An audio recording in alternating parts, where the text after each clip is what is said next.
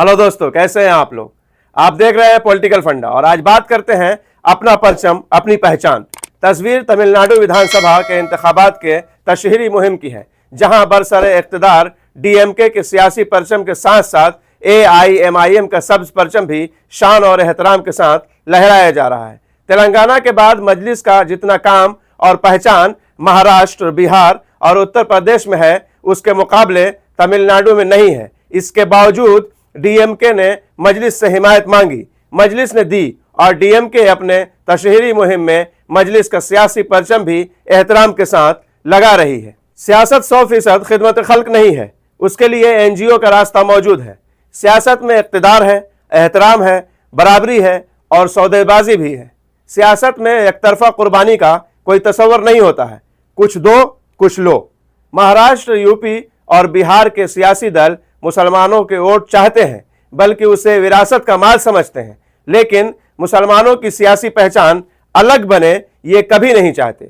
बस बीजेपी का खौफ दिखाकर हमको वोट देते रहो, हम अपने हिसाब से कुछ लोगों को एमएलए एमपी बना देंगे और अगर हुकूमत रही तो इक्का दुक्का वजीर भी बना देंगे जो 100% हमसे वफादार होंगे। बस हो गया।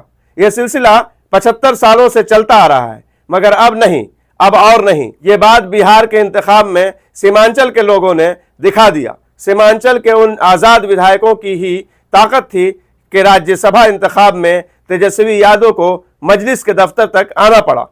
मुल्क बहुसंख्यकों का भी है, मगर अल्पसंख्यकों की छोटी तादाद भी एक तादाद है जिसका उसके बराबर एहतराम होना चाहिए। मुल्क में गैर मुस्लिम बहुसंख्यक हैं, ज़्यादातर हिस्सेदारी उन्हीं की रहेगी, ये वाज़ेह है और गलत भी नहीं। लेकिन अल्पसंख्यक भी बतौर शहरी नागरिक अपने हुकूक रखते हैं।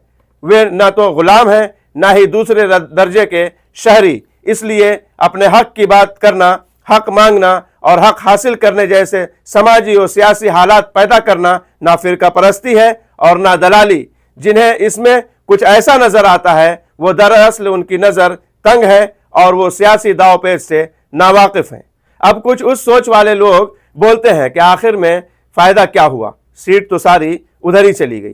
भाई, पहली बात तो यह है कि तेजस्वी को देर से जागने का नतीजा है। अगर इलेक्शन से पहले उनको ओवैसी साहब एक्सट्रीमिस्ट नहीं लगते और जैसे अब वहां तक गए जहां पहले ही जाना चाहिए था, या यूं कहा जाए कि वहां जाना भी नहीं था। अख्तरुल ईमान साहब खुद आपके को जगाने के लिए आए थे, तो ऐसी नौबत ही ना आती कि एक सीट के लिए इतना कुछ करना पड़े। और दूसरी बात, एआईएमआईएम वालों ने तो बड़ी ईमानदारी के साथ दिया, लेकिन क्या किया जाए जब अपने अंदर से ही कोई, या यूं कहा जाए कि कई लोग गद्दार निकल जाए।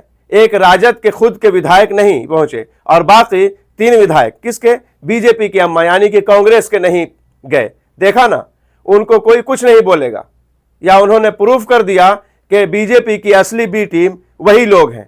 याद रखो, यह गलती यूपी में अखिलेश यादव भी करने जा रहे हैं और बाद में सिवाय पछताने के और कुछ नहीं बचेगा। या वक्त से पहले हाथ मिला लो या बाद में हाथ मलते रह जाओ, 2 ही ऑप्शन है।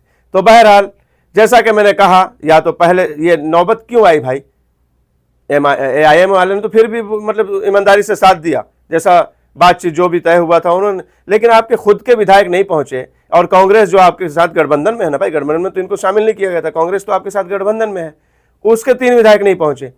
तो ये गद्दारी किसने किया? ये बी टीम और सी टीम और ये टीम कौन है, देख ले, दुनिया देख रही है। लेकिन बहरहाल, जिसको एक सर पे कुछ सवार हो जाता ना, उसको लाख समझा दो। अब मिसाल जो दिया जाता हम यहाँ पे नहीं दे सकते हैं कि वो कभी उसके दिमाग में नहीं घुस सकती ये बात। तो एक अलग से कोई बुग़्ज़ रखे किसी से, उसकी अच्छाई भी उसको बुराई लगे तो अलग बात है, लेकिन हकीकत कुछ और है। बहरहाल, चलते हैं, मिलेंगे नेक्स्ट वीडियो में। अपना ख्याल रखें। अल्लाह हाफिज़, बाय।